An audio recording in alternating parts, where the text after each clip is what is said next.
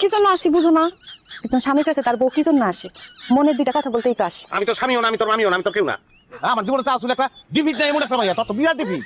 কানে শুনোস না, যে কানে শুনে না তার লোক আমি কি কথা বলবো? আমার ইচ্ছা ছিল যে আমার বললো আমি কথা কবো, বাচ্চি কবো, আড্ডা ওরে বড় আলো কি আড্ডা হয়? হ্যাঁ, আমি যদি কই যখন আমি বেড়া মারা যাবো, তুই খালি মারা শুনবি, তুই শুনবি কেটা জানি মারা গেছে, তুই কান্দ শুরু করবি। হ্যাঁ, যাচ্ছি আমরা এই এখানে